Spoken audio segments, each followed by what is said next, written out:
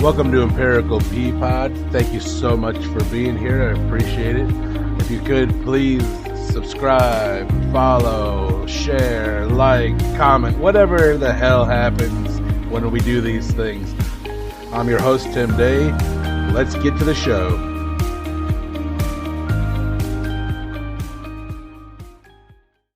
All right, we're here out in the country. Out in the country. With Miss Annie Clark, which, again, I did this last episode, and I'm still being an asshole about it. It's not your name, of course. Annie Frico. Mm-hmm. I don't know why I can't just get with the times and understand that all my friends are now married and different people. Well, yeah. And same thing, too. I did it with my friend Melissa last time. We recorded the other day, and I'm like, I refuse to admit that you're married. And I love Marquette as well. And I'm just like, I don't care. You're Marquette Clark. But anyways, I'm here with Annie Frico. We're sitting in her garage, staring at her beautiful yard with the dog. Chilling. Who's being such a good girl. She's so good. How are you? Yeah, I'm good. It's gross out, so that is part of country living, because we have all these beautiful trees and lush greenness, which just holds in the humidity. Yeah, which is good. If you want the humidity anywhere, it's really held in tight. It is. You definitely don't want your yard to breathe. Well, you did tell me earlier you were mostly made of dust, so this is really like a therapeutic probably place for you to be. That's true. I am mostly made of dust. So humidity therapy. It's keeping me together. I'm like a thick paste right now. Perfect. Awesome. So I wanted to start where I've kind of started with a few of these now, because we all kind of come from we all come from the same place in our little town of Oswego here. Where did you end up after high school?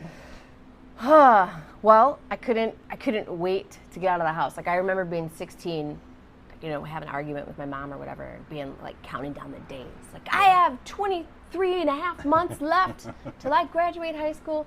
So I left and I went to Western Illinois on a track scholarship. But I didn't really want to go to school. I just didn't want to be at home anymore. Fair enough. Yeah. For, a myriad of reasons, which is probably a whole other can of worms. We've all got those reasons. Yep. We'll get there eventually. Right, yeah, eventually. So I went to Western, and I was dating Jason Carey at the time. I know that asshole. He would drive his little teal blue Geo Tracker 201 miles door to door every weekend. And then, but I fell off the rails there because I wasn't there to go to school. Right. So I was studying, I went in honors college, and I was studying microbiology, and I really wanted to be a coroner, which could have been, my dad was a cop, and I come from a cop family on that side. So it just seemed like the thing to do. Interesting. I don't know. I don't necessarily have a preoccupation with death or anything. Yeah. I'm not particularly gothic person. It seems very out of left field. Yeah. Like, I didn't even know that. Right, yeah. Well, that's crazy.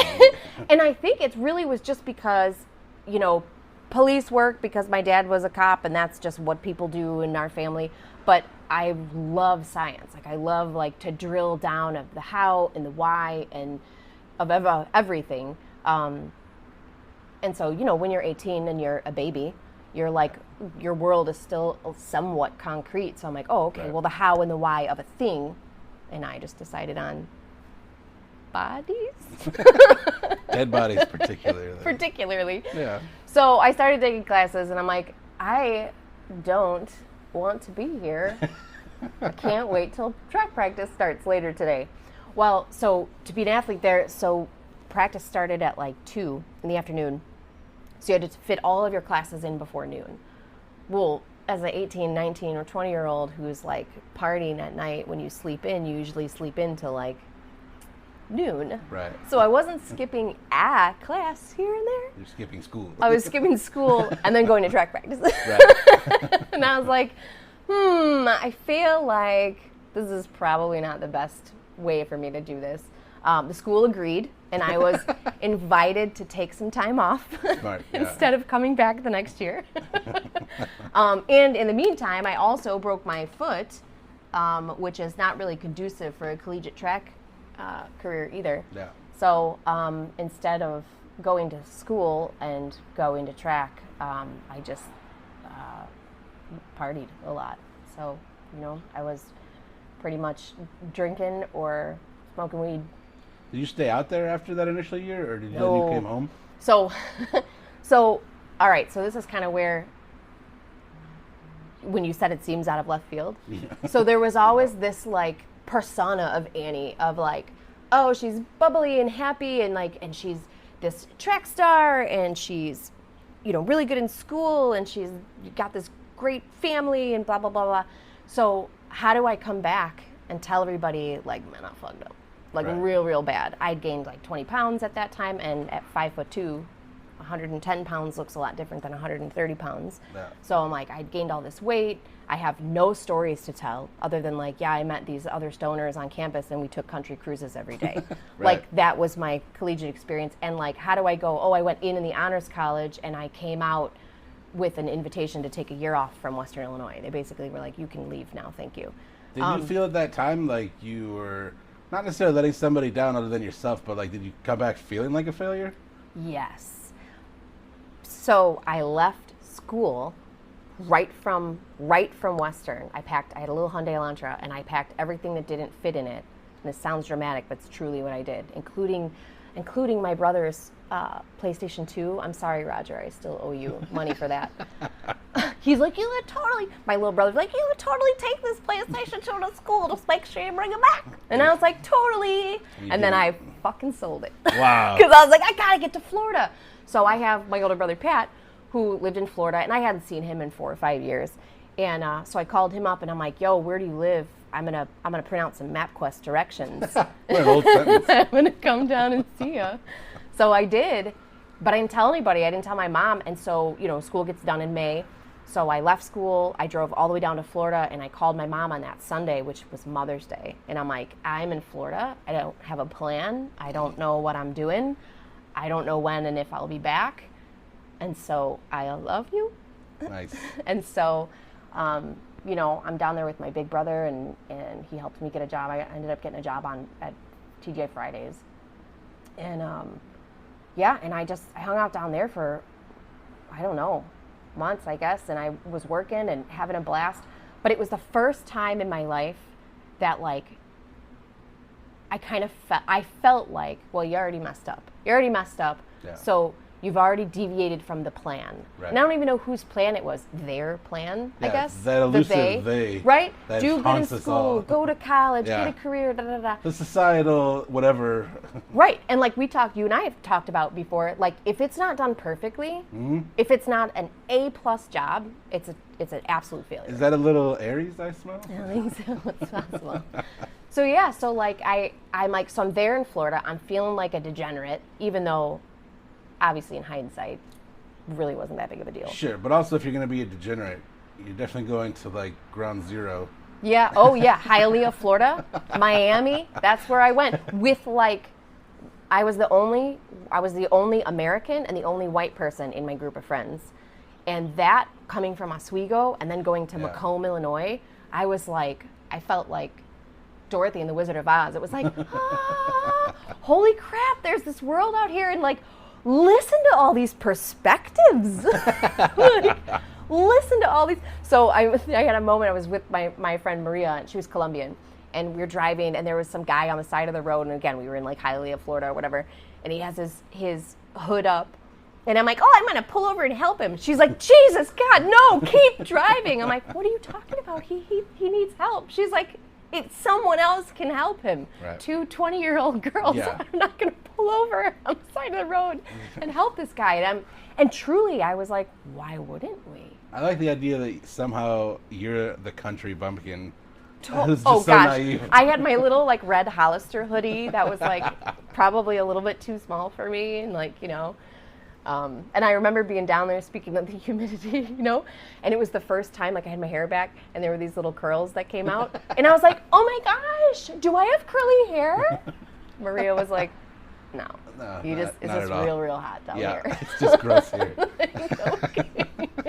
So I had like all these moments, but overall, it was the first time that like I did what I wanted, and there was no expectations, whether those expectations were placed on me by myself or by somebody else or whatever. And it was so freeing. And then and then I needed to come back home, and so, you know, I called Jason Carey. I was like, Jay, can you come and save me? Like, I am 2 steps away from getting into a lot of trouble down here, and I just need you to come get me. So he drove down, of course, because he's amazing. He is the best person I think we know. Yeah. I think he's still underrated even. Yeah. Yes, and he's mean to himself, and that makes me mad. Yeah. So I feel like the only time I'm mad at Jason Carey is when he's being mean to himself. Which I'm mean to him a lot also, but like in a fun way. That's our relationship. In a fun way. So yeah, so Jason Carey came back and saved me, but there again, I didn't want to go home, Right. so I immediately moved into this apartment because I just transferred up to a TGI Fridays up here on 59. Nice. Immediately got in with the crowd up there and moved into an apartment with a girl that I barely even knew, but she was looking for a roommate. And I'm like, well, I don't want to go home. So that was Naperville. And then So how long were you in Florida then? Just a few months? Or? Yeah, I think like a few months. Okay. I don't even know how long. Not a year. Yeah. So I think beyond the summer, September, October, I don't know, 4 or 5 months, I think. Yeah. And then I came back up here, got a job, TGI Fridays. I had a regular customer who would come in on their lunch break from Singular, and now AT&T. And admittedly, probably in a flirtatious way, you know, I would always be like, "Oh, it's my guy, like, come on over," and you know, I'd always take the table, right, for sure. Yeah. And so he's like, "Hey, you know, do this interview. We're looking for people." And I'm like, "To sell cell phones? Like, I'm not a tech person. I'm not whatever." So I would kind of push this off. And then, you know, I didn't have any money, so my cell phone got turned off. So I ended up having to go across to the Singular every day after my shift and put a little bit of money down on my cell phone bill. So he was seeing me every day anyway. Yeah. And like, I'm super embarrassed because I'm like, is how many more monies until my phone gets turned back on, you know? Yeah. And so eventually he was like, just come in for an interview. I did. And then I ended up getting the job, totally surprised myself. And within a couple months was making 6 figures. And so I was 20 years old. Crazy. And I was like, this is amazing. Mm-hmm. So I bought my little Lancer OZ Rally, which I sold to Katie Leisure at one point. Nice. And so between her and I think we drove it into the ground from brand new off the dealer lot with 50 miles on it, all the way, drove it into the ground. That's awesome. But yeah, bought my Lancer. So then now I'm on the high horse, right? I got this beautiful apartment, and I was like taking weekend trips to San Diego, like staying at the W in downtown because I could, you know, and like taking like solo trips, just like doing my thing. And then I was dating a guy at the time, and he lived out in Northern California. He was a snowboarder, so you know, I'd go out there and see him and spend weekends up there. And I don't know, it was really fun. Like, it was definitely different than anything I had ever grown up with. Like, never looking at price tags and whatever. It's actually funny because I just recently changed my cell phone plan because I'm still at AT&T from when I signed up with you. Everybody 20 years ago. And they're literally like, they're like, "Oh, you're getting an 18% discount. Are you still working at Coca-Cola?" Uh-huh. And I'm like, "Totally." Yeah, I've been delivery guy there for 30 years. That's right. I gave everybody the Pepsi Cola discount. Oh my gosh, too funny. Yeah, I did. I think I signed everybody up. Yeah. Because I was 19 or 20 when I started working there. And how long did you work there for? 7 years, just under 7 years. Now, I know because we talked about this before. So you're talking about being 20, 6-figure income for quite a long time. How much of that money lasted until after that job? We're sitting in a big part of it because I had this pension, but also when I left, so I met Q while I was working there, and I kept going for promotions, and they kept turning me down, and part of it was because they were like, "Well, you're really good in sales." Yeah. I'm like, "Well, I know I'm good in sales, but I don't like working for commission." Yeah. I was making $7.50 an hour. Right. But making 6 figures was all commission. And by then I was doing business to business sales. That was at the boom too, though, where it was like the money in cell phones at that time was insane. Right place at the right time. We were union workers. So we had a contract, and we had just signed the contract right before the Motorola Razr came out. Oh, wow. And it was so it was a 4-year contract based on the Nokia penny phones. And so like our new line goals was like 11 phones a month. Right. We were doing like 50, the Razr 60, blew up so 70 much. new lines a month. Yeah, people were moving from we were doing. And then that's when family plans started, because there wasn't family plans before that. That was the best time to be in it, realistically. Oh my gosh, absolutely right. I gotta think once that time. started drying up, it was an absolute nightmare. Well, that's why I started wanting to move up and get these corporate salaries. And I just, and they wouldn't move me. And then eventually I asked my district manager, I'm like, what am I missing? Because I'm getting passed over for people that I've trained. Right. Like, what is happening? Yeah. And she's like, well, you just don't have a presence as a leader. And I'm like, what does that even mean? I don't know, but it hurt my heart to hear it. It did. And first she says, you don't have the presence that we need. And I'm like, I will always be 5'2". Like, I don't know what you mean, you know? That's interesting to me, because I feel like you can command a room, and now, I guess that's something that you've acquired along the way. Yes. I guess, 20 years ago, 15 years Can ago, anyone command a room without being a total asshole at 23? I don't think know. so. Even when you tell me you're 23, I'm like, shut up. Right. Right, exactly. So I don't know. So yeah, but it was a good lesson, and it hurt. But then, that's when I first started looking into like books like Who Moved My Cheese, and like all these like leadership, I found like the Maxwell stuff and 7 Habits of the Highly Effective. And so that kind of got me into like my self-help reading, which has been, holy cow, that changed my entire perspective on everything, because, we only know what we know. And by then it had been what my parents had taught me, what I had been telling myself about being a failure at college, and, slinking into the cell phone store to pay off my bill to get my phone turned back on. And then listening to them tell you you don't have the presence to go beyond where you are. Right. And I was like, well, I'm out of here. I was in love at this point. I had Marquette. I had this nice like little nest egg of money. And where did you meet Marquette? It's like a little sidebar. Oh, man. Such a funny story. I'll make it quick, because you know me. I can talk forever. So, I learned a new word, too. I'm trying to think of what it is. Verbose. I'm a very verbose person. Interesting. Right? I like it. I also like that. So, but yes, I heard it on a podcast, as a matter of fact. So,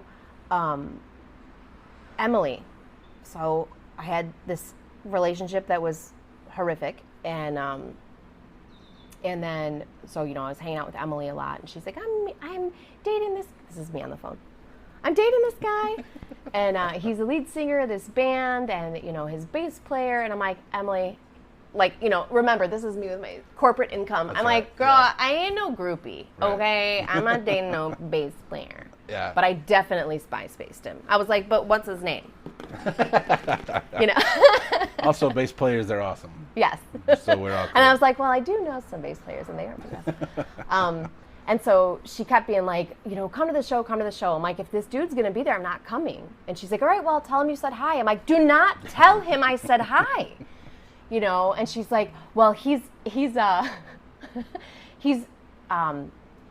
Latino. That's what she said. She goes, he's a Latino, and I know how you like those Latin guys. And I'm like, what are you talking about? You know where she got that from? Because when we were kids, I had a crush on Antonio Banderas. Wow. From Desperado. Yeah. And so she's like, I know how you like the Latin guys. I'm like, no, I think Antonio Banderas is cute. That's the extent of my liking Latin guys. That's so funny.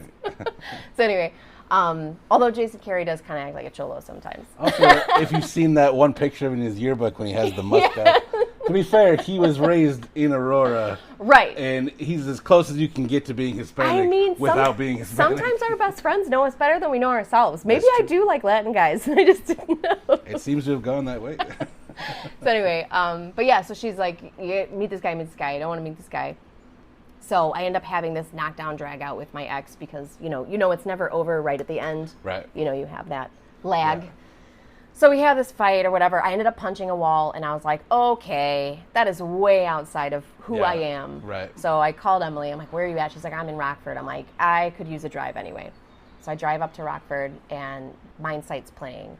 And as soon as I walk in, and she didn't tell me because I asked her. I was like, she's like, no, it's not my boyfriend's band. It's not, like, we're just up here at this bar. I'm like, she cool. Blatantly lied. Oh, 100%. So I get up there, I see her. She's like, hey, you know, 'cause she's been there for hours. So she looks up on stage. And now remember, I only know from MySpace, like what these guys look like. And it's not like, I haven't really been interested, so I haven't been. So I was like, I look back at Emily, and she's waving to Q, who's currently playing a set. Right. And she's pointing me, that's her! This is her! And I was like, you bitch. Yeah. So he looks at me, and he's like, and then he's like playing. And I was like, no, I'm not here for you. So God knows what she told this guy before, you know. So anyway, so he comes off stage. I don't want to be a jerk. So I'm like, oh, you know, I'll buy us some drinks. So I buy him a drink. I buy myself a drink. We're sitting at this table. We're standing at this table. I'm like, I gotta go to the bathroom, and I leave, like drive away. So like 30 minutes later, my phone rings, and it's Emily, and I'm driving home, and I'm fully prepared to be like, what in the who? I thought you liked me, you know? And it's Q, and I'm like, oh, hello. And he was like, hey, you know, Emily wouldn't give you my number. I'm like, well, that was nice of her, you know? And he's like, I don't know what happened. I'm like, look, man, I'm going to be honest with you. I don't even have this other guy completely out of my life. Like, I can't even make him go away yet. Like, we have a lease together, and we're going to be, I don't have it in me right now.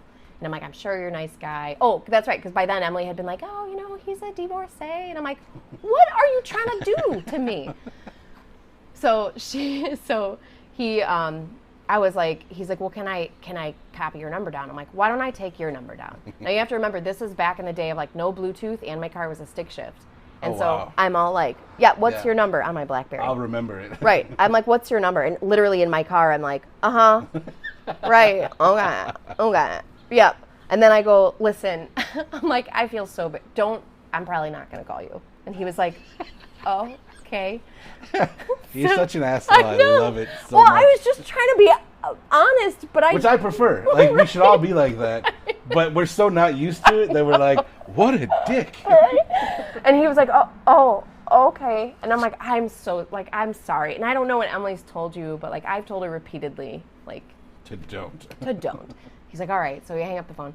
So fast forward like a month, and it's Halloween, and Emily's like, oh, I'm going to this Halloween party. You should come. And I'm like, that's fine. So I come to the Halloween party. I immediately walk in the house, and I'm like, a woman doesn't live here. There is no female that lives in this house. And I'm met by this 120-pound all-black German Shepherd I'm like, oh my God, what is this? And of course it was Q's house. So I look at Emily again, and I look at Marquette, and I'm like, because now I feel like a jerk. This is the first time I've had to face this guy, you know, after I've kind of been, and I look at him, and I was like, hey, you know, and he just looks at me and like walks away, and I'm like, oh, well, I deserve this. So then I'm like wrestling with my my pride, I guess, and I'm like, well, I'm not going to leave. Fuck this. I'll show them. I'm going to enjoy the hell out of this party. I like that you're going to enjoy this party out of spite. So, I mean, I even grabbed a pumpkin, and I like was carving a pumpkin. I was like, yeah, man. So anyway, so the night ends. It's Emily and her boyfriend, and me and Q left because Emily's needs a ride home, you know, or she's going to stay or whatever. So she falls down and she bruises her ear. Like immediately her ear bruises. And I'm like, oh my gosh, how does that even happen? Yeah. So of course I pull up my phone, I take a picture, and Q's like, haha, that's hilarious. Can you send it to me? And I'm like, sure, what's your number? So now he knows that he take his number down. But I'm also drunk. We've all been drinking or whatever. So I send it to him. He opens, like his phone dings, and he's like, and he clips it closed, and he goes, now I got your number. And I was like, dang. That's really good, actually. Pretty smart. So he goes, I know you didn't use mine, but can I use yours? And I was like, actually, you've been a dick to me all night. You know. So anyway. I like that you doubled down on being an asshole. Right. So we ended up, so I moved, you know, and at this point in time, I lived in a different apartment. This other guy was long gone. And so I had Q started coming over and hanging out, and we hung out, I think, for like a month or two before we even really got like saucy. You know, boyfriend, girlfriend. Yeah. And I love how it happened, too, because we used to play shows with those guys. Yeah. Anyways, like, I knew them anyway. Yeah. Outside of all of this brewing. Of this nonsense, right. Well, and Emily, I think, just met her boyfriend at the time. I think she just met him on MySpace. Yeah. I don't think there was any, like... Well, back then, you could do that. Right. And it wasn't really weird. We were just all kind of learning at that time. Right, yeah. So, but yeah, no, that was the story. And then really, like, I mean, within a couple of months of dating, we were both like, I think you might be, I like how this feels. Yeah. You know, and that's not to say that, you know, we've been together now 16 years. That's wild, right? Yeah. It's too long. 2007. So is when we started dating. And I mean, by Christmas time of 2007 or maybe New Year's of 2008, we were talking about like, holy crap. And he'd been married before, and he had a long-term relationship after his first wife. I had a really long-term relationship before this other, you know, interim a-hole. Yeah. And Placeholder. Right, the placeholder. And so I was like, and I'm not a particularly romantic person, so I'm like, what am I talking about 2 months in? Yeah. That's interesting to me too, because you're a very loving person, but not a romantic person. Yeah. And it's just crazy. It's crazy because you'd think that those work together. Yeah. And they're kind of two sides of the same coin, but it's really not. Yeah. At all. Like, you can genuinely be loving and enjoy everything and just be like, we don't have to do all this dumb shit, dude. Like, yeah. It's not that it's dumb shit by any means, but I'm just saying. For me, after a certain point, it feels performative. Right. And I don't like that. I think I just try to, like, when I am loving, I guess, to use that. It's just how I feel. Yeah. I've gotten to a point in my life then, I mean, because I could go on. It's been a crazy road from 18 to 40. But, like, you know, I never listened to how I felt. I always performed, I guess, to whatever the standards were that I perceived people were placing on me. Yeah. And some probably that I, you know, put on myself. You myself. even mentioned that when you were leaving college, like, because I feel like I've struggled with that a lot too, where I'm who I am when I'm me, nobody's around, but then I have to be who I think they want me to be when I'm around other people. Yes. And it's like that fucks you up when you're a kid for a long time, and it's probably taken until I was upwards of my 30s until I was finally like, hey, I'm just gonna be me, and fuck y'all if you can't handle it. Right. Yes. Exactly. And I will say that started. So my mom got cancer when I was 32, and my mom was like my person, you know, for sure. And up to that point, I mean, I was trying. You know, I've got 2 kids. I'm running around. I'm trying. You know, Q and I in the beginning especially had a lot of ups and downs, and they were all very like. The ups were fantastic, and the downs were like, we should probably get divorced. Like it was a roller coaster for, I would say, the first 5 or 6 years, maybe even, but a lot of that came from me people pleasing, I guess, and I hate that word because it sounds cliche. Because the emotion that comes with people pleasing is so much more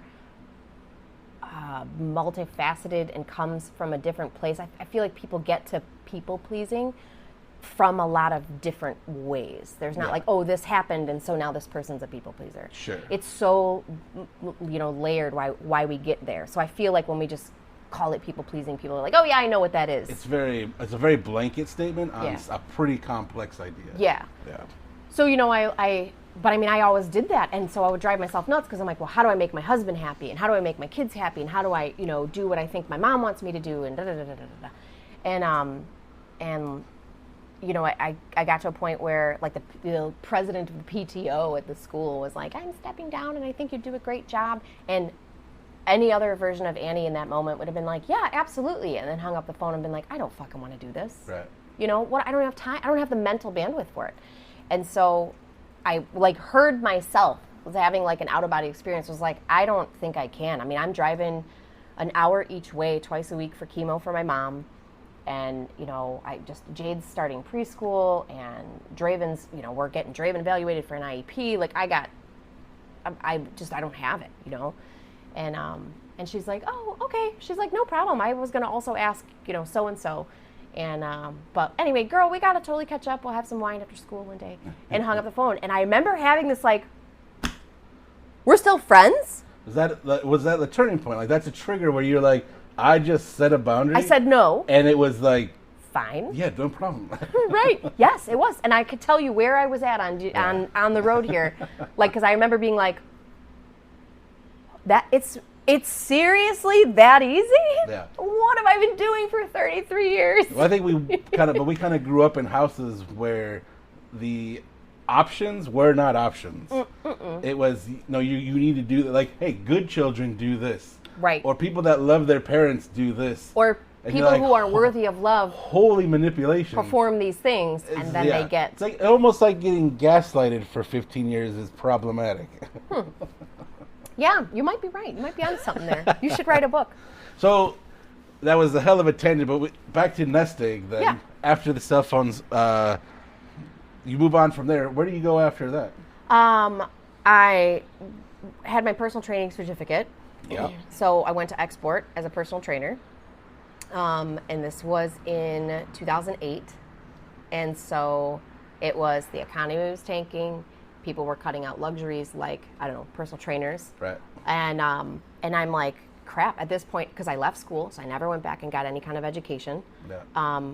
I tried to get back into cell phones. I went and worked for Verizon, and the money wasn't there anymore. Yeah. They once they caught on to what had happened, right, they immediately shifted it to be like, absolutely. Okay, well, we're bleeding money. Exactly. Well, and the cell phone companies had all renegotiated their union contracts. Yeah. So now I'd be doing the same amount of work for like $50,000, which again is nothing to sneeze at. For sure, but also at that point, you remember, because I worked at Verizon for like 2 weeks. That's right. And that was the same time after that initial boom had subsided, they started opening third-party carriers. Yes. And ruined the experience. Absolutely. Like, it just, it was horrible. And they looked so much like corporate stores that people didn't know the difference. Right. And they'd go in and get this horrendous service, yeah, and then be like, "Oh, AT&T sucks." Right, they blame the company, and you're like, "Why would they even license this out? This is so stupid." Right. So I tried to go back to Verizon. The money was terrible.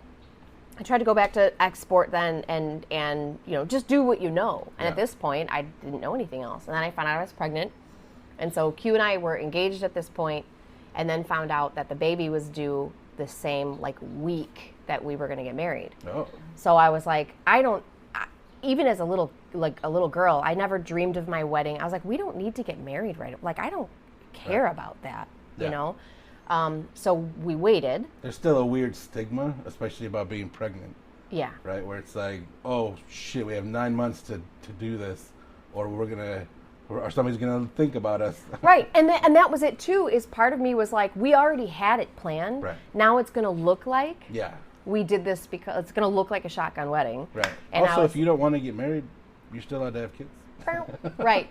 Well, and that's just it too. So, and there's part of me in the back of my head, because now this is a new relationship. Remember, we had just started dating in 2007, so here I am at the end of 28, pregnant, and engaged, and so I still don't really know him. We don't know each other, and I, was kind of like, does this guy just like to be married? Like, he's been married before. And then he had another relationship in between that was significant. Yeah. And I was like, maybe this is just a guy who likes to be married. Like, I don't need that, And so we had a lot of talks. And I'm like, we can get married later. We can never get married. I'm like, I would never hold the kid from you. Right. I would never be a jerk like that, but whatever.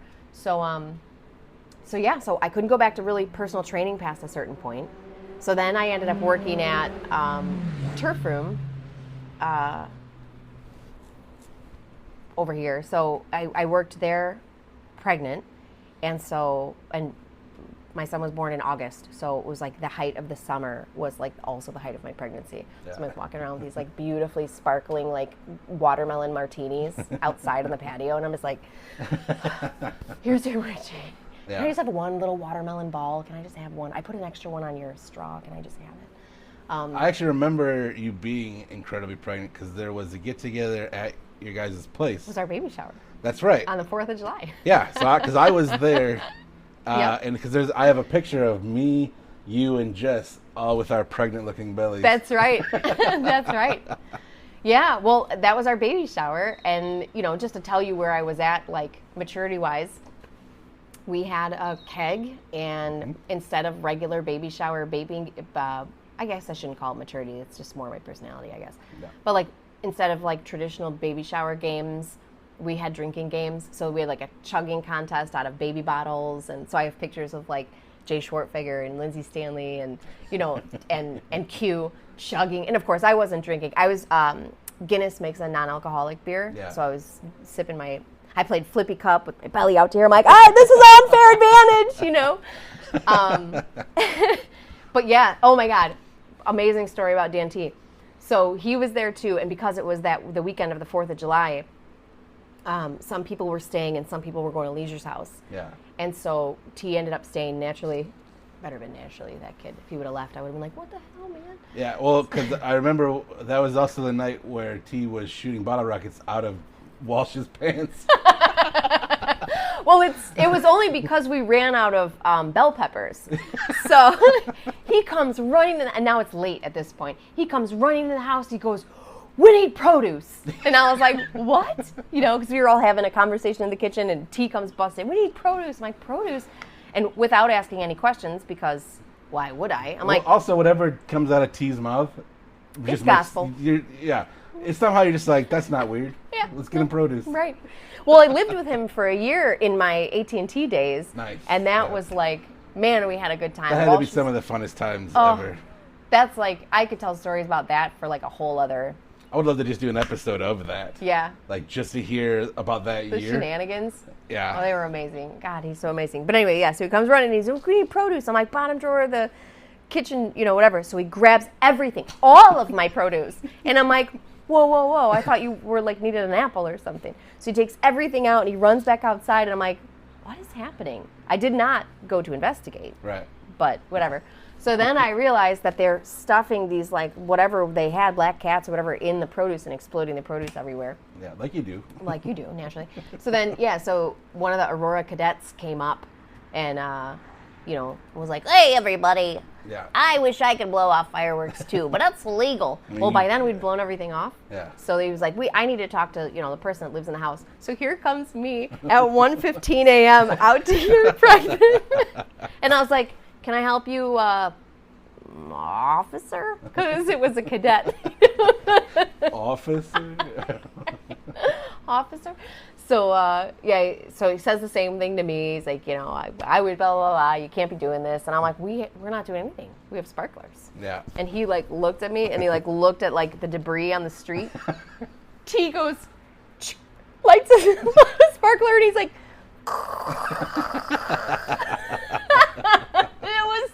you couldn't have scripted it better. I just looked at T, and I was like, my man. And so the cadet, he couldn't do anything. We didn't have anything left.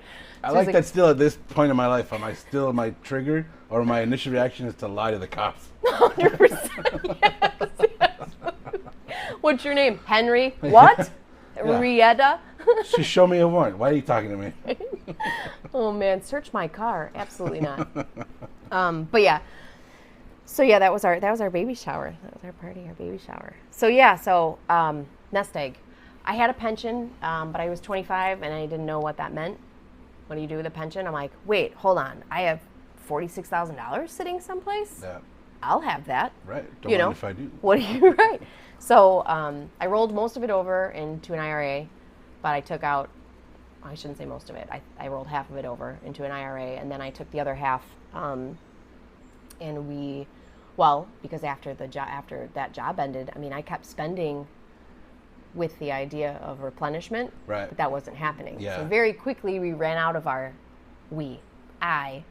my liquid assets. Right.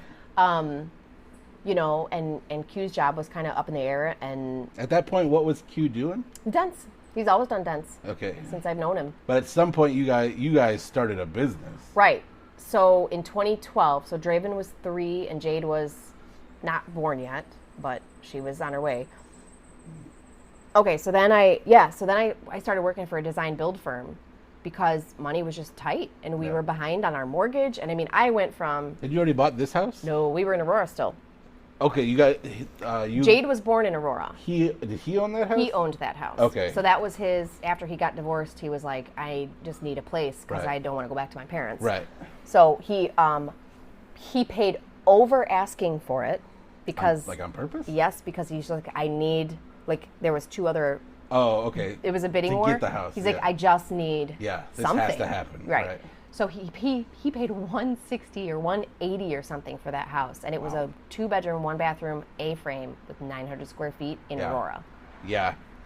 And like, yep. So, but he was like, I need the house, and that was also at the top of that bubble. That was 2006. Yeah, that's true. And then 2008, everything crashed. So we short sold that house. That was a nightmare. But anyway, so we actually rented this place for the first 2 years because our credit was you know. So bad, yeah. And then the landlord was going to leave, was going to sell it, and we were like, can we just buy it? Yeah. So we got this place for a steal, but it needs a lot of work, as you know.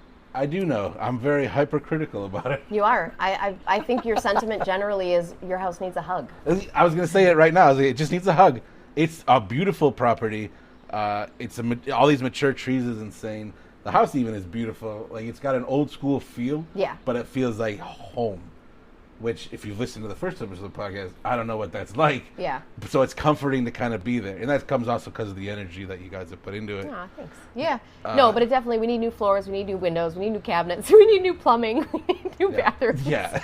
Like, But you guys have a lifetime to start checking those things out. Yeah, we're not Because going even when anywhere. there's a plan, like there was a plan to put a pool, because who wants to fix the inside when you could have a pool? word.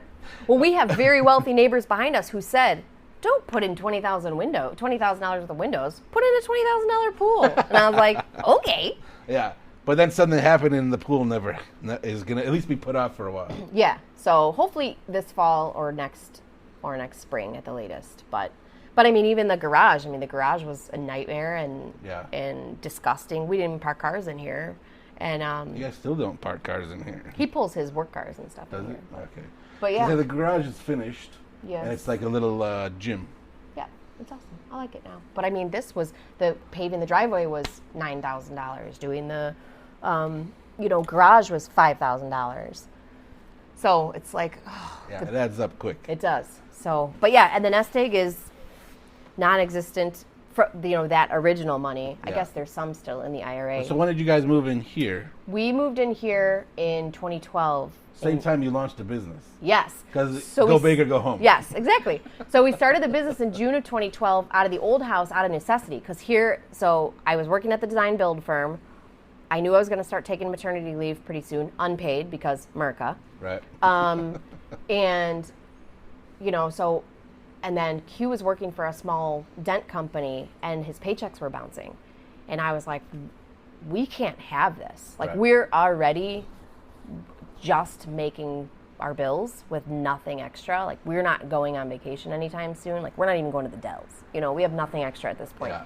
And I'm like, we can't wait for 2 extra weeks because the check bounced. And then that $34 fee that they charge you, like, Right. we don't have that. I'm in Aldi at this point with a calculator. Yeah. Like, we don't, So anyway, he ends up, I was like, fuck it, let's just do it ourselves. Just quit. Cut out the middleman. Yeah, we'll just start. And he's like, I don't know anything about a business. I'm like, QuickBooks for Dummies. Let's rock and roll. I would say at that point in your brain, we're like, any ass will go figure out how to run a business. I'll figure it out. Always. That's my mantra in life. Yeah. Like, that'll be like my epitaph. It'll be like Annie Clark Frico. I'll figure it out. I think that's what I want, actually. Yeah, I like it. I think that's perfect. I'll figure it out. I think that's why we are where we are now. Like, I don't know, man. We have 2 businesses. Same thing during COVID. He was like, I want beignets. I'm like, well, we can't travel. He's like, I wonder if we could make beignets. I'm like, yeah. And you're like, we figure it can do out. anything. So he made beignets. He's like, these are delicious. I have my beignets. I'm like, we should start a business. He was like, what? I'm like, yeah. He's like, we already have one. I'm like, good. Now that means we already know what we're doing. Why not 2? Why not 2? So yeah, so we got the beignet business going, and then in the midst of all that, I'm like, I should go get my degree. So I went back to school. I finished my undergrad in 2 years, and then took 2 months off, and I was like, I should go to grad school. So I did, and then I got my master's in 14 months or something like that. All while trying to keep one existing business afloat during COVID, building a new business during COVID, Yeah. raising my children, keeping my marriage together, And working a job. and working a job. You were a parent at that That's time right, also. Yeah. And I feel like people will be like, I don't know how you do it. I'm like, I'm just doing it. Yeah. Well, from the outside in, it's like, holy Christ. Yeah. This is way too much. How does one person juggle all that? Right. But like when you're in it and you're you, it's like, this is just what I do. I don't. Yeah, and it never, certainly it felt, That is a big horsefly. well, I probably did that myself. probably let him in. let him in. Yeah, The he'll back figure door. it out. Oh, we have the screen to keep the bugs out. Yeah. Then I open the back door. Now it's keeping that bug in. Anyway, yeah, and I feel like I just, I don't know. See, this is probably the same reason that I'm bad at, like, when people are like, what do you want for birthday or Christmas? I'm like, I don't know, because when I want something, I just buy it. I'm the exact same way. Like, I don't like getting gifts also. And I'm just like, if there's something that I'm after, I've already done it. Just gonna buy it. Or it's already Get in it, the works. or do it, like, right. I don't, and I don't like surprises. Like, I think it's just because that's the Aries asshole part where it's like, we're self-sufficient. Yes. And we're going to just do what we need to do for ourselves. Which is also a trauma response. Yeah. Hyper independence is a trauma response. That's true. But yeah, it's, I don't know. So, and now it's now, and things are good. It's always up and down. But I feel like I'm definitely in a place, because of all of the craziness over my lifetime. Yeah. What can't I do? Right. You know? Actually, I don't want to ask the universe that question. Please don't send me something It's I not can't a challenge. do. Right, it's not a challenge. Yeah, what I mean is, you know, how much better could it get? Yeah, everything is, you know, well, you've earned it all. That's kind of the beauty of it is you've created this life, and that's pretty amazing. I think that's what, I like that word better than earned it, because I don't ever want to, like, I'm not interested in the hustle. Yeah. Like, I don't want to, like, hustle and grind. See, and that's fascinating, because I think people, because you're such at a high level of doing so much, people presume, oh, Annie's got that hustle. And it's like, no, Annie doesn't want to deal with the hustle, so she's doing all this. Right. Like, yeah, definitely. And I can't sit still, which could be ADHD. Well, it is. I mean, I'm diagnosed with that for sure. But it's like, I can't, like, even last night, we're sitting downstairs. He's like, you want to watch a movie? I'm like, sure. I don't know why I ever say yes, because I can't watch a movie. And so he puts on Indiana Jones. I'm like, well, I'm definitely not going to be able to sit here for 2 hours for that. Okay, first off, it's amazing. It is amazing, but it's like all the amazing parts, I feel like I got those, but all the rest, I was like, anyways, we got a new washer and dryer, so I'm going to do a little laundry. And like, I can't, but he's even just like, how do you not sit still? I'm like, I can't. You don't have an off button. I can't. Yeah. And like, some people, you're like, you need to just fucking stop for a little bit. Yeah. What happens if you stop for a little bit? I'm sleeping. Yeah. Got to recharge. It's a lot of work to keep you going. Yeah, I don't know. If I do, like, it's uncomfortable to me. Yeah. And that's when my mind starts racing. Right. So, like, you know, that inattentive inability to focus and get distracted, and you're a little bit here and a little bit there, and all the hallmarks and the jokes and the TikToks that you see of ADHD and stuff. Yeah. Is like, that happens to me when I stop. Right. So if I keep going, but I also have this push to be industrious and productive. So, like, I don't know, I guess it's sort of a self-soothing to continue moving. Yeah. But it also has to be a means to some kind of an end, even if that end is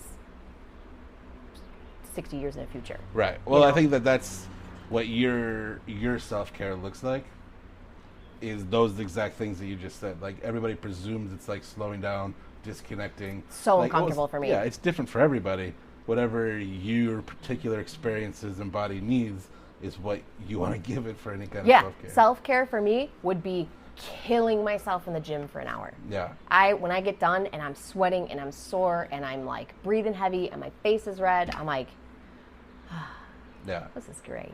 You know, like, that's, I don't know. I can't, like, I don't get my nails done. I don't particularly love getting my hair done. I love Heather. Yeah. But Heather's amazing. it's uncomfortable for me to sit there for an hour and a half and have her do my hair, which is part of the reason I'm just letting it go.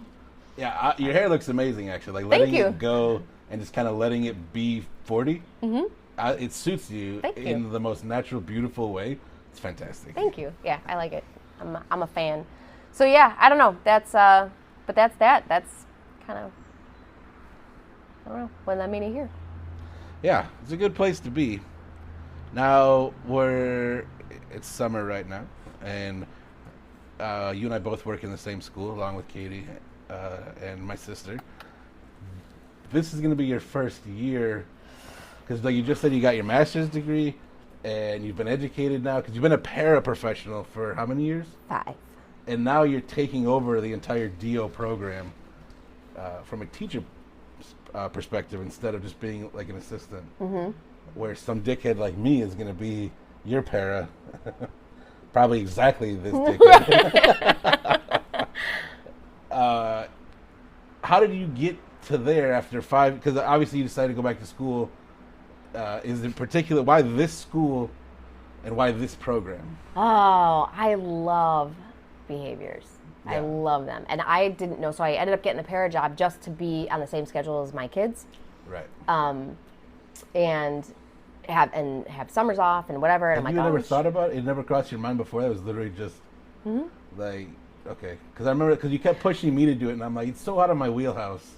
Right. And then I fell in love with it. Yes. And I think that so I came in as a para. They were like, oh, you're going to be in the DO program. I'm like, what's a DO? They're like, you'll find out. Did you make a joke that you were like, what it do? What it do? No, that's a missed opportunity. Damn it. That's sad. You know I'm going to think about that now. Like, we'll for the work next it 3 in weeks. next year, for sure. Oh, I could do it when I introduce the kids to the program at the beginning of the year. I'll be like, hey, kids. What it do? What it do? Yeah, a lot of kids don't like to know they're in a DO program, but sure. Right. I see, and I think that it's important that they do. I agree completely. That they what it do. I think it's important for them to be like, hey, you're not here because whatever you think. Maybe I can even ask them. I don't know. Like, why do you think? What do you think? Let's take a step back. What is the DO program? Gotcha. So I presume every school has their own version of whatever they call it. Whatever they call it. This is what our particular school calls the DO program. So DO program is students who are labeled with emotional or behavioral disorders, or both. Does it not stand for something? Isn't it like Developing opportunities. Developing opportunities.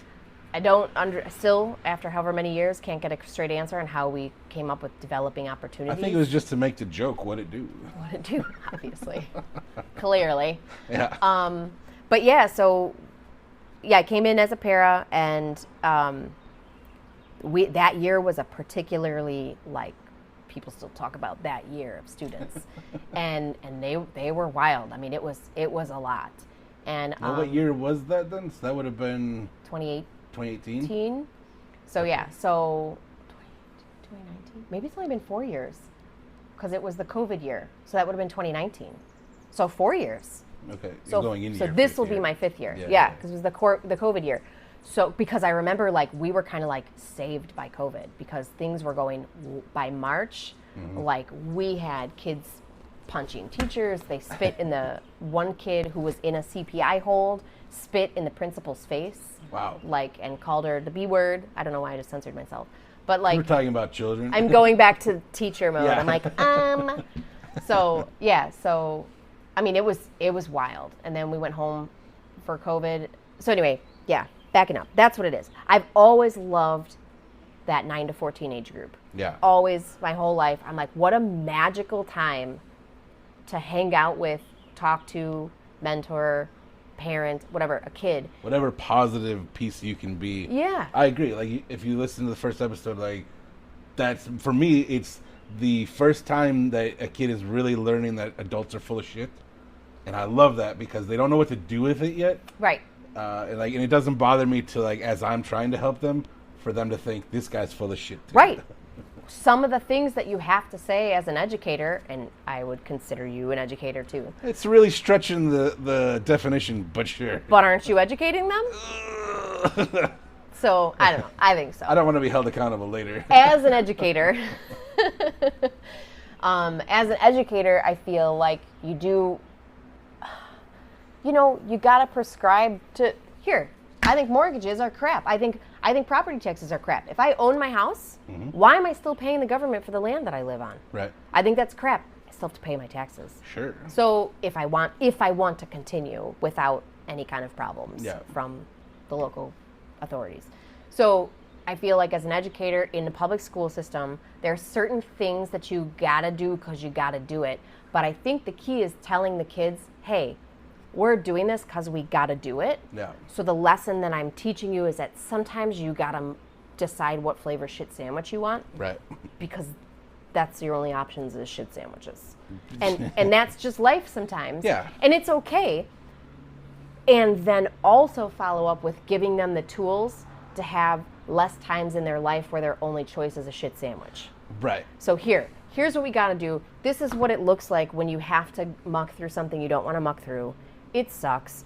Like, one of the lessons that I would like to teach them is, like, even if it's something you don't want to be doing or that you think is pointless, try to find one thing that you didn't know before. And I don't mean like I didn't know how to divide fractions and now I do. Right. Did you know that if you turn your pencil totally flat and erase instead of to an angle and erase, you're going to get more life out of your eraser because it's going to go down even? Like, that would be a thing that you learn just from using a pencil more often than you typically do. Yeah. You know, and so I've tried to do that because there's times in my life as an Aries that I feel like I already know this. I don't need to go to this meeting. I don't need to read this email. I don't need to blah, blah, blah, blah.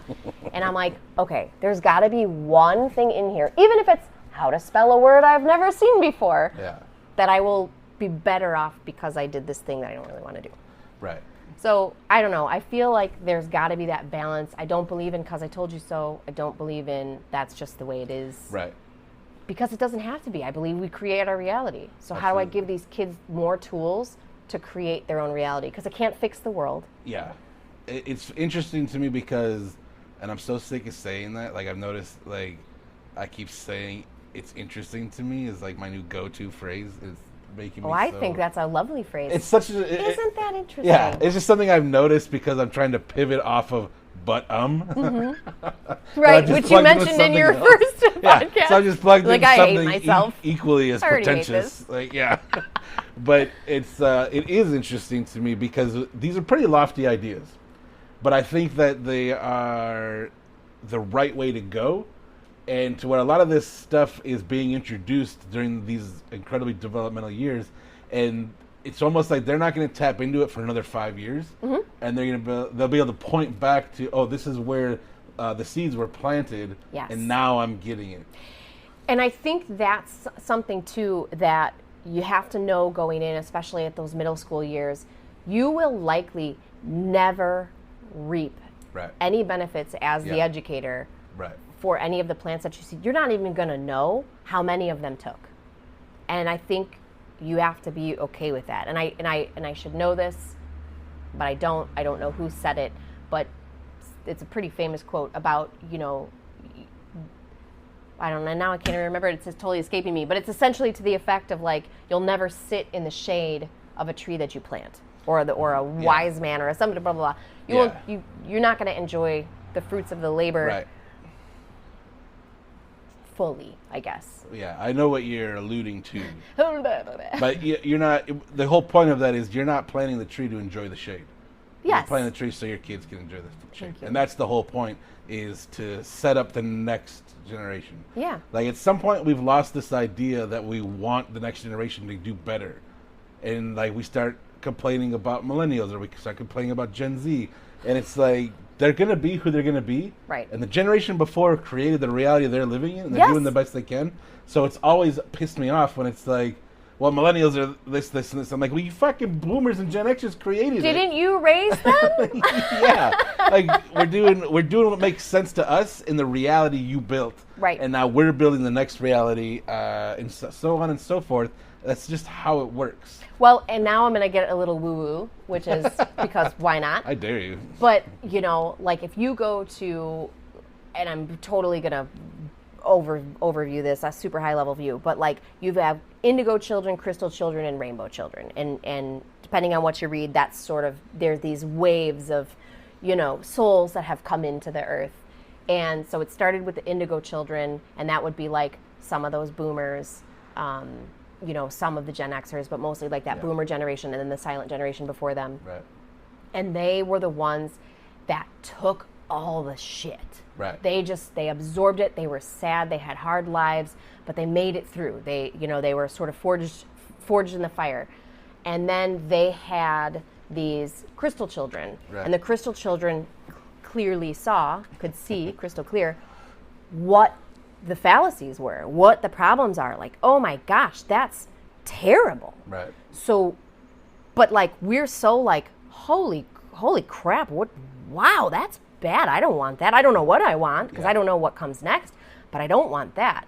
And so these crystal children, and I'm gesturing to like hold a place basically. We're the pass through. We're the clarity of what is the problem. Yeah. So that rainbow children, O-Town Homies 2.0, Draven and Jade's generation, Gen Zers, some late millennials go, wow, yeah, well, here's what we need to do about it. Mm-hmm. So for us, our awesome middle generation here, the Zennial generation, we're like, I picture kind of just holding up this pass-through, because I know, because that's another thing, too, that's unique. My mom and dad were born in the late 30s and early 40s. Right. So I was raised by boomers. Not Gen X. My older brother and sister are Gen Xers. They're almost the greatest generation. Yes, yeah. So, because my dad was born in 39, and my mom was born in 43. Right. So, my mom was being born as World War II. They were a part of all of that. That's because my dad was born in 48, but my mom was born in 56, so they're two separate generations. Total different also. cohorts, right? And so, so my older brother and sister are squarely Gen Xers. Yeah. And so it's been interesting, because especially to have a sister who's 18 years older than you, brother who's 15 years older than you, I sort of had two maternal implements, I guess, in my life from two different generations. And then, so I don't know, it's been pretty interesting. But that's how I picture it, is like, I know, because I saw the pain and the trash that my mom went through, and her generation, and I'm aware of all of that stuff. And then I've had to climb out of that myself to make sure I don't repeat it. So here I am at 40, just now seeing the world for what it is. Yeah. Well, I don't have a ton of time being healthy and young and vibrant and robust where I can make a lot of changes. I could definitely make some significant ones. Sure. But my kids have a 40-year head start on me. Right. Because right from the beginning, I've been like, hey, you don't owe me anything. Right. You put me in a nursing home when the time comes. Yeah. You don't, and this is the way I've always envisioned my kids, is like, our job as parents or educators or adults in a kid's life, is to be bumpers on a bowling lane, like bumpers in the gutter. The ball's going to take its own path. Right. And I have no control over that. My job is to keep them out of the gutters for a length of time, because if you've been bowling, you know that at some point the bumpers end, you still can get a gutter ball in the end. Absolutely. You still may not knock down a single pin. Yeah. But my job is just to gently coerce you back into the lane. Yeah. But the path you take ultimately is yours. And in the end, you might get 10 pins, you might get 6, you might get 1, you might fucking end up in the gutter. Right. But all I can do is this. Yeah. And our kids don't belong to us. Right. They don't owe me anything. And I always tell the kids, I'm like, I will never make a rule for you that's not to keep you safe or healthy, mentally or emotionally. Right. And for me, a big stickler for me is like, to be considerate of other people. That doesn't mean to be a people pleaser. No. But like we're out here today in the garage because my son had a sleepover last night, and he's in the living room. Yeah. And it's considerate of me, because we do have the space, to just come out here and do this. Yeah. Why would I go in there and make extra noise? For what? Right. When it's not inconvenient for me to do this. Right. It's almost like you actually like your children. I love my children as people. Right, which is a key thing there. It kind of goes back to what we were talking about earlier, too, where everything we've ever come up with, we've had to earn or be good enough for. Yes. And I see what you're saying. So it's important to kind of recognize that, even if it takes till 40, and be like, I'm not continuing that from here forward. No, and the message for me always coming from mostly, from my dad, whether it was directly or, inadvertently or whatever, was, what can you do? Show me what you can do and then I'll praise you for it. Then I'll give you a reward. Yeah. What can I do? I can get straight A's. I can run varsity track for 4 years. Right. I can get a scholarship into college. I can get a 6-figure job. Right. I can do, look what I can do, Dad. But at the end, none of it mattered. None of it. Yeah. You know, and so I feel like part of me wants to be like, oh, I wasted all this time. But I didn't, because I learned. Yeah. What's created who you are today. It's like trying to fill a cup of impression, and every time you turn around and do your next thing, he's throwing the water out. Oh, yeah. Well, I even tried to appeal to him at one point because he doesn't have a good relationship with one of my other siblings. Yeah. And I said, like, Pop, here's what it is. And I said it in a diplomatic way. And here's, maybe some steps that you could take to reach out. And he literally patted me on the shoulder and he goes, good advice. I don't know if I'll take any of it. But then I had this flashback of when I was like, thanks for your number. Probably not going to use it. But even that, like, just putting those two together, I feel like it's eye-opening to be like, I'm not that person. Yes. And I don't want to be that person.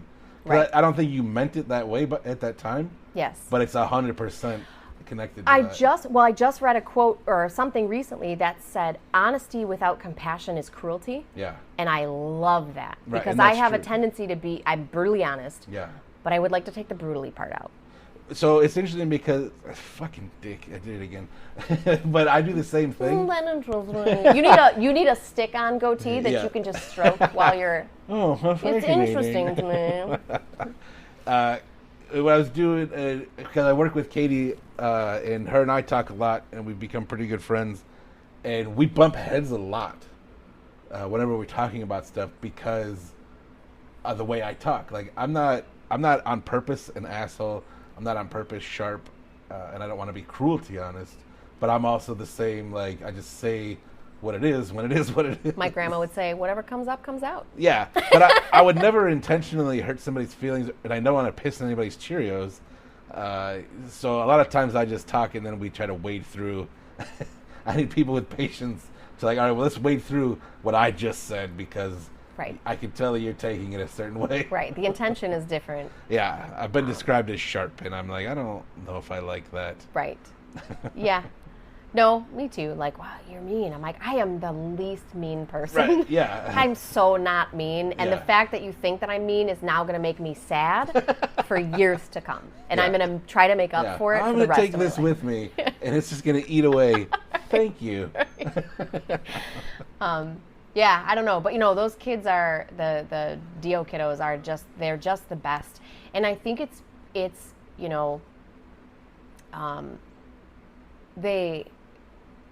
they already have what you and I have. They already have that, like, they see things for what they are, and like you said it, these adolescents that go, adults are full of shit, and then if they continue down some kind of a traditional path,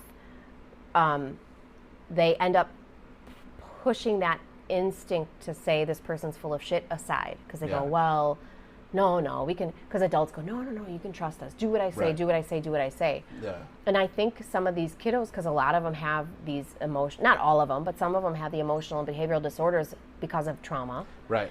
And so there's that capacity from when somebody's saying, oh, you can trust me. A lot of that mentality comes from family that is potentially causing the trauma in the first place. Right. Like, at least for me, that was true, where it's like, your parents are supposed to love you. They're supposed to take care of you. But then they start making you feel like it's a fucking job, and you're not working your part of it well enough, so you're not going to get the benefits of being a loved child. Yes. And you're like, what the fuck is happening? And you can't process that. So when those preteen years is when you're like, all right, these adults don't make sense, but I don't know what to do with that. Right. And where the hell do I turn? I have no other guidance other than to be led by these people that I instinctually don't necessarily trust them. Right. But they're the only ones in charge. They're teaching me what trust is in an ugly way. Yes. And that's where you start seeing the behaviors and the acting out and the psychological things and stuff like that. And I really feel like for EDBD, well, here's life. I must be getting a package. There's a dog. Here comes the mailman. Angel. Good girl. But yeah, so I just, but I think those kids they've already had it. Yeah. You can't BS them. No. And I like it. Angel, go on. Good girl. She's so good. She's like, I can't control myself when a truck pulls up, so I just have to go in the house. I love the fact that she is like, I'm barking, I'm going to go inside. Even my dog self-regulates. We're just a psychologically healthy family. So it seems like it. Like everything is right on. Hi, thank you. You could just leave it. Yeah, I appreciate it. Angel, stay. Angel, she won't hurt you. I'm sorry. Angel, come here. Come here, Angel. Angel, come. Remember when you were like, as long as we're not interrupted. Angel, come. And I thought for sure it would be my kids that would interrupt us. Yeah. Well, the good news is the dog probably woke up the kids. Oh, you're right. So now they'll come out and they'll be like, Mom, things. So what you're saying is we should go inside and be like, just start yelling. We've really gone off the rails here. But again, that's the whole point of the show is it's so hard to find time at our age to get to have conversations and talk. I don't want to be afraid of life happening and being afraid of that to where it's like, well, I can't hang out with my friends because the dog's going to bark or her kids are around. Like, no. If you want to hang out with somebody, like, make time, follow through, and, like, fucking do it. Either do it or don't, but don't talk about it. You know, and here's the thing, too. Like, even this morning, like, I've been taking, because Jay's in this camp, and so I've been taking these hours to run errands or to do whatever. And I was thinking about it because I'm like, oh, man, you know, I got to make sure I got to make time for this podcast. And so what do I need to do to front load my week so that Thursday I don't need those hours to do stuff? Right. And then even part of me was like, what if I still had stuff to do? Like, I wonder if we can record, like, in the car while I run around. But then... That's funny because I do that. If I'm driving from DeKalb to my sister's, it's like 45 minutes. So I'm like, I'll just record an episode. And I'm like, yeah, you can hear the car and traffic and whatever. But I'm like, who the fuck cares? Right. It's 45 minutes, and then I have 45 minutes somewhere else for me. And someone's... Right. Well, but then that leads to not doing it with a purpose, right? So I've said earlier that everything I do needs to be a means to an end, which hanging out, and that's, There you go. Put it together. All right then. All right. So hanging out, there's no to what end. Right. And maybe that's not really, I guess, can you see that I'm having like... Yeah. So things exploding in my head. What you need plugged in there is the idea of something being like music or dancing.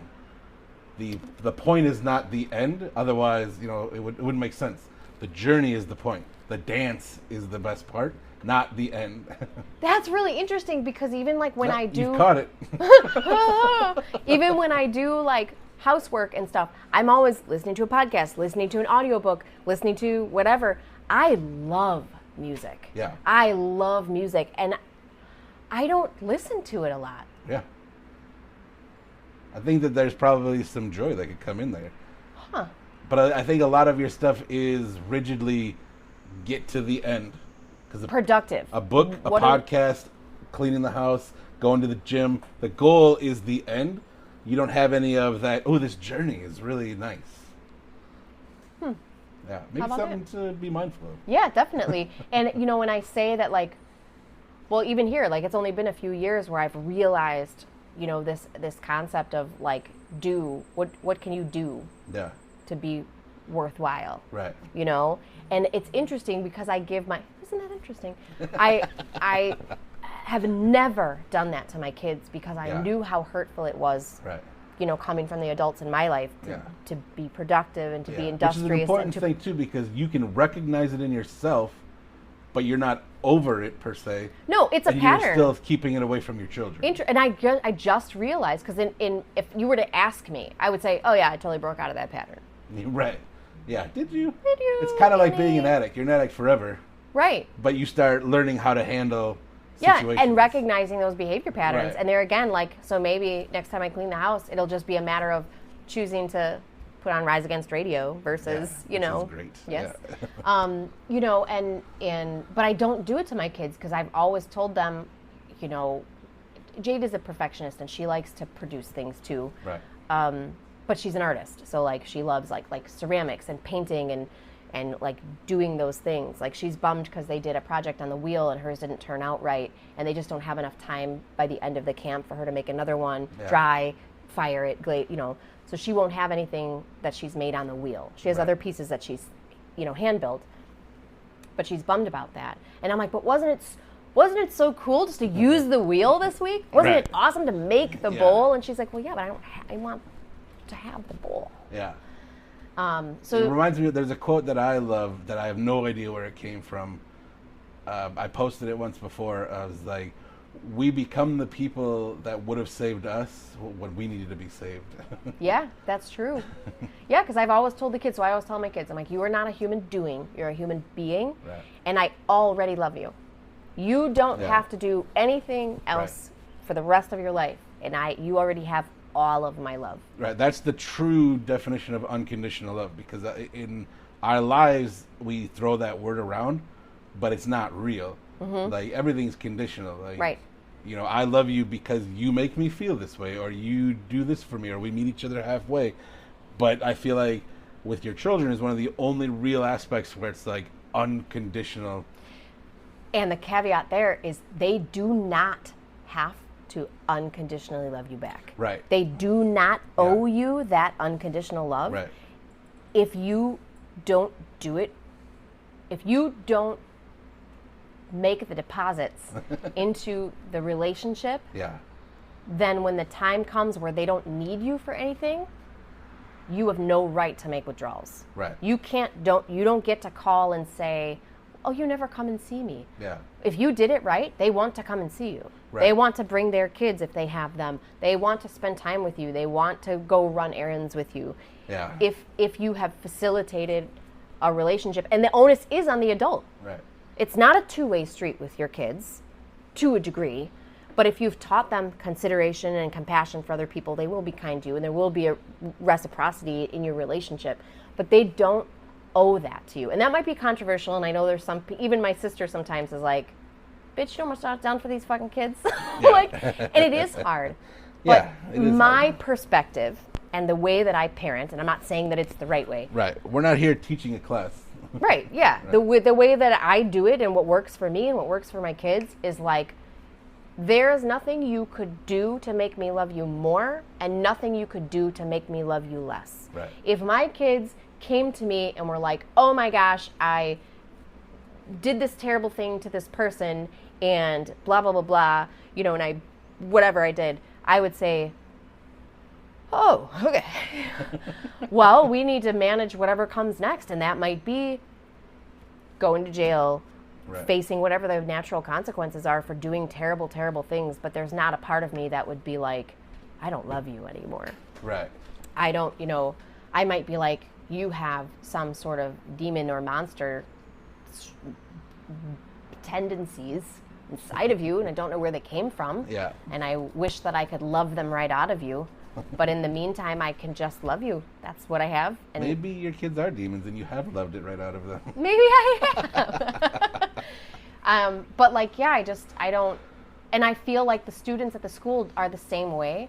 Right. And you made a comment within the first couple of days when you were in the classroom with me. You're like, you just mother everyone. Yeah, I did say that. And I feel like in my life growing up, my mom's unconditional love for us, even though she didn't love herself, Yeah. was absolutely my saving grace. Right. I think it saved me from drug and alcohol addiction because that runs in my family. Yeah. And very close to me. And, just being mean. I could be mean like my dad, has a tendency to be, and I don't have that. And I really think that I have a temper, and I know that, but I know that. Right. And so I temper my temper. Yeah. When I feel it coming, I give myself a timeout. Yeah. I I love the random days at school when you can just see, cause you can see it a mile away. Yeah. And I look at Kay and be like, we don't want to talk to Annie today. And I'm quiet on those days So quiet. because I know if I say something, Yeah. it's not going to be very nice. It's funny to me too because I have that same tendency. It's a lot rarer because I stay out of things that'll trigger me that way. Yeah. But when I am, it's the same thing because usually we're absurdly lighthearted. Yes. And everything's a good time. Yep. But when we're annoyed or frustrated, it's like, I can't today. But think about what makes us annoyed and what makes us frustrated is injustices. Yeah.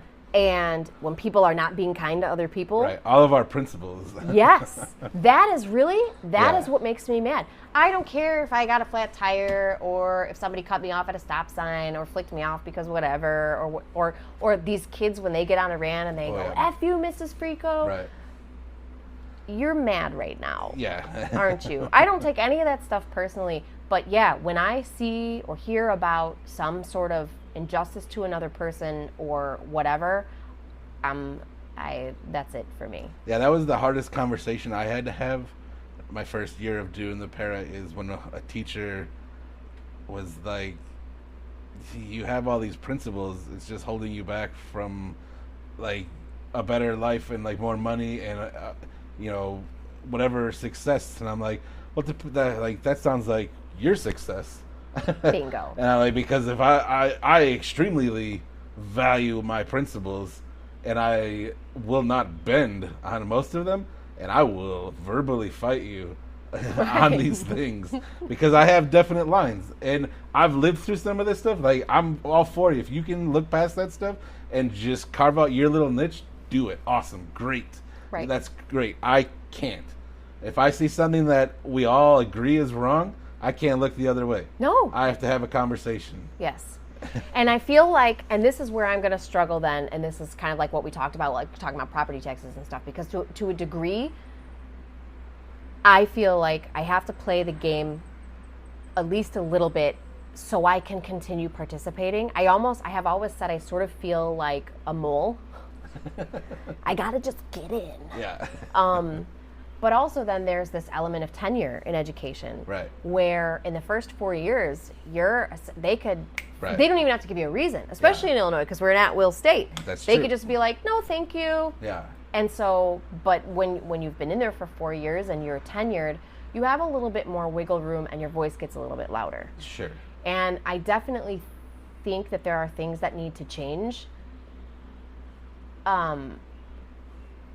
Like, I just want to be Secretary of Education for the United States, Right. and have everybody get out of my way, so I can just be Yeah. Queen of Education and be like, here's what we're doing. Well, I think that's the thing too, is like, we could sit here and talk on our scale of the good and the bad and the ugly, but at the end of the day, much higher than us, we may or may not be prioritizing the right things, and that's Right. a different argument at a Right. different level. Well, that would trickle down to the rest of us. and I even know from being a para, the things that the hills that I would die on as a para, Yeah. and then even just as a student teacher and being kind of more in those that, like, on that teacher circle, I guess, I'm like, oh, well, that's why that happens. Right. But it's because this, and this actually is the thing that needs to change, and it'll trickle down to what we see in the classroom or whatever.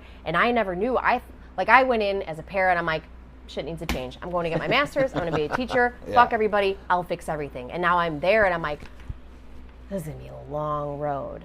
Yeah. This is going to be a long road. It's funny to me too, because Katie she was doing education at one point, and she got out of it because of all the bureaucracy and the red Right. tape, and it just had killed it. I also like the idea that I keep referencing two different Katies, but not differentiating them. You know what, though? I know which ones you're Yeah. talking about The because people, I know like, who's who. If you know, you know, and if you don't, it doesn't matter. Right. Well, there's just going to be this magical entity, Katie. If you could put those two together, you'd have the perfect human being. They are so incredible. Yeah, for sure. Yeah, so I do. Just all around, I think I'm in a good place. The marriage is healthy. My relationship with my kids are healthy. My finances are getting back to healthy, and our businesses are healthy. And I'm excited to start the new year. I'm terrified because I've realized that now I'm in charge, and I'm like, I was in the shower yesterday, which is like my only quiet moment where I'm forced to be quiet. Right. So I was in the shower, and I was like, Annie, you have to like make the curriculum. Like, you need worksheets and stuff and a plan. And I was like, I don't have that. To be fair, the last teacher just borrowed other people's. Right. Like, you'll be an email, you Well, get everything you need. And don't reinvent the wheel. So there's maybe Right. certain elements of that, but like I didn't like how we did notes that were like gen ed math notes. Sure. Our kids don't respond to that. There's got to be another way. They respond negatively to it, if anything. Right. So, which is still an improvement over years past when we were doing an online math program. That was a nightmare. Yeah. I think I don't know if you've thought about it or how you have a plan, but one thing I would throw out is instead of arbitrarily throwing stuff on an overhead and having them write it down, which they end up making the paras write for them anyway, so there's no recollection, is giving them the notes. Mm-hmm. And a highlighter. Highlight. Oh, we're on the same page already. Yeah. Beautiful. See? And having them go through Who it needs a together master's degree? and highlight what's important. Yeah. So that they're getting the muscle repetition too of seeing and recognizing, maybe I am an educator. Oh, look at us over here having epiphany after epiphany. We're so smart for each other. Yeah, we belong in school. But I feel like that's just, I don't know. And to a degree, I want to unschool these kids because, yeah. But they're still going to have, most of them are going to have 6 more years of school, at least 4 Right. more years of school when we're done with them. Yeah. Well, I think the unschooling is the right term, which I think might sound scary to some people. But there's this idea that, all right, we've created a DO program, so we're recognizing that this quote-unquote normal isn't going to work, but we're still going to push the normal even in this DO program. So the idea of unschooling makes more sense. Like, you have to try something different, but it's also a matter of what do you want to get out of it? Do you want progress, or do you want to just let's babysit until they move on? Right. So over the years that I've been there, I've had 3 different special ed administrators, and all of them have been wonderful in their own rights, to be honest. We've been really lucky. But I've always asked the question to all 3 of them, what is the purpose, to what end? What is the purpose of DO? What do we want from these kids? Yeah. And how do we know at what has to happen that we go, okay, this has been a success? Yeah. And none of them have really been able to give me an answer. Right. So then I have to ask myself, okay, well, what do I want my students to leave with? And that's what I've come up with is the tools to create as many opportunities for themselves Right. as they can, regardless of what kind of adults are in your life, what kind of peers are in your life, what kind of choices you're met with. Like, are you going to fuck up? 100%. No. Absolutely. Hopefully you will have some tools. She's like, oh, hi, you're here. Do you like my breath? I do. Who doesn't love a dog? But like, Me. do you have the tools, to get through that when life gets, it's not what you want it to be. And I mean, I had a conversation with one of my students a few years ago where, I'm like, he was an 8th grader at the time. I'm like, you have 4 more years. You could leave in 4 years. Stay alive for 4 more years. Yeah. And then after that, you get to do whatever you want. And you can go, sayonara, I never want to look back. You can take some of that with you. You can, when I'm truncating the conversation here, but paraphrasing rather, but like, you don't, and it was like he'd never heard that before. Never Right. realized that he didn't have to copy in his adult life what the adults Yeah. in his life were doing. Nobody gives these kids options.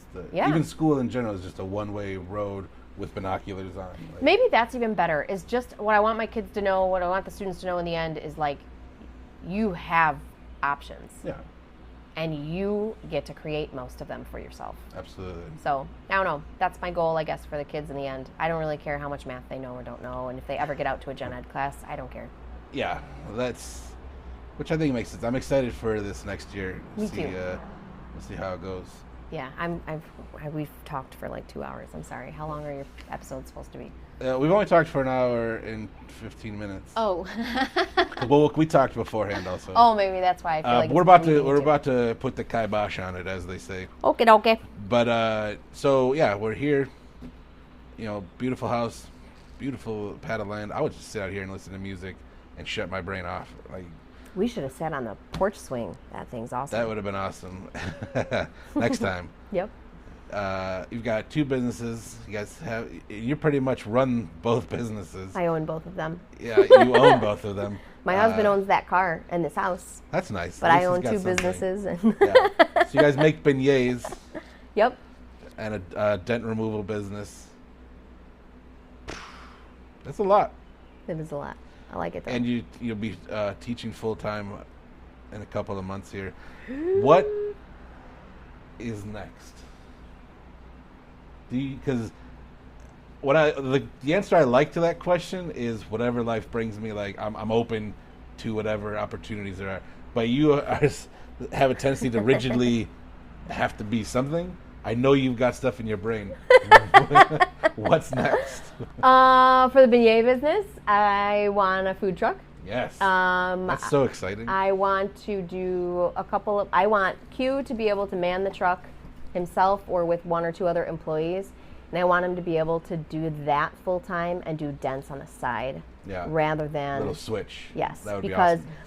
He in the last few years too has had his own sort of existential crisis. He might be fun actually to talk to. I would love to talk to Q on here. I do absolutely love Q. I haven't spent a lot of time with him as we've gotten older, since we started playing music less. But he kind of had his own existential crisis one day where he came home and he's like, we make, decent money doing dents. He's like, but what am I doing?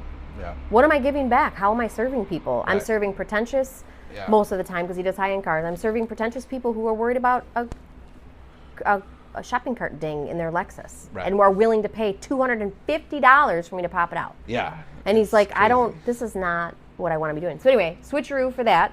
I definitely want to go back and get my ED at some point in leadership. Ooh, still letting that nestle in your brain, huh? Mm-hmm. You're not really a leadership. I'm not really a leadership person. But I mean, part of me is like, do I want to be a special ed administrator? Do I want to be a principal? Do I want to get to, special ed director for the district? But then I do wrestle with that because then I think, well, again, like we talked about before, is there red tape that I don't know exists? And I think I'm going to go in here and exact all this change, and I'm going to be bound. Yeah. So I don't know. I think you'd be a really good motivational speaker. Because, actually, honestly, I think that we'd be a good team at it. Just because we have that, there's not really pretension in us, and it's all realistic, actually reality-based, not over the top, like, anybody can do anything. Right. Like, well, no, there's a lot of factors that are out of your control. Right. You can still do what you want, but you need to see these other things and how they're affecting you. Yeah. And then achieve anyway. Right.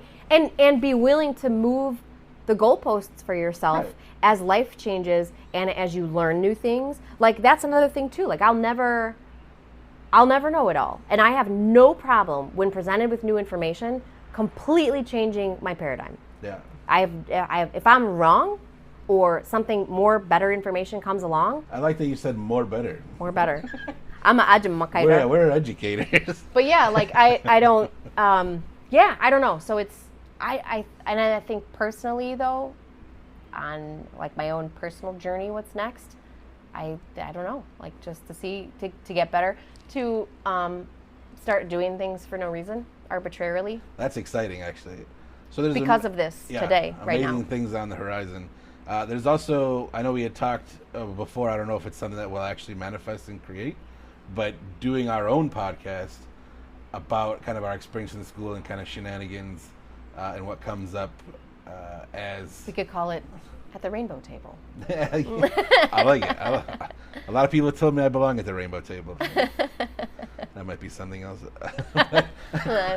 Referring to. But anyways, yeah, I think that's a good stopping point. We'll see what happens. Awesome. Well, thanks for listening to me ramble. Probably people won't listen. Thank you for rambling. I hope nobody listens to it. I hope they're like, every episode was good except for the Annie episode. God, it was verbose. It was verbose. God, and it dragged on. On and on. Annie, no one cares about you and your life experiences, which is what I'll be thinking of. Yeah, Thank you so much for finding the time. Love you, friend. Yep, love you too.